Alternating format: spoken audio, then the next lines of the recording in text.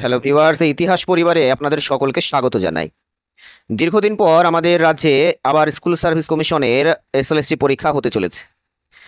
আর যেদিন থেকে এই পরীক্ষা হওয়ার দামামা বেজেছে সেদিন থেকেই কিন্তু অনেকেই আমাকে ফোন ও মেসেজ করছেন যে স্যার, আপনার যে পেড মক টেস্ট গ্রুপটা আপনি চালাতেন সেটা আবার শুরু করুন।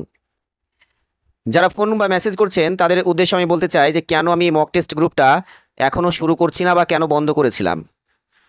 আমি বন্ধ করেছিলাম তার কারণ, মাদ্রাসা সার্ভিস কমিশনের যে 7th এসএলএসটি পরীক্ষা হয়েছিল তার রিটেন পরীক্ষায় উত্তীর্ণ হওয়ার পর আমি ইন্টারভিউয়ের প্রস্তুতি হিসেবে ওই মক টেস্ট গ্রুপটা বন্ধ করতে বাধ্য হয়েছিলাম। এখনও শুরু করছি না তার কারণ হচ্ছে, সেই 7th এসএলএসটি পরীক্ষার চূড়ান্ত মেধা তালিকা কিন্তু এখনও প্রকাশ পায়নি। ফলে সেই মেধা তালিকায় আমি স্থান পাবো কি পাবো না সে বিষয়ে কিন্তু আমি এখনও নিশ্চিত নই। তাই আমি এই পরীক্ষাতেও যেহেতু আমি নিজেই প্রার্থী, তাই আমি এখনও এই মক টেস্ট শুরু করতে চাইছি না।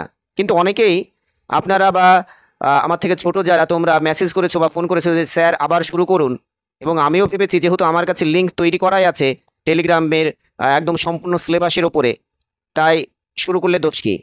তাই আমি শেষ পর্যন্ত সিদ্ধান্ত নিয়েছি আগামী 3 মাস নির্দিষ্ট সিলেবাস ধরে ধরে সপ্তাহে 4 দিন আমি এই মক টেস্ট রাখছি।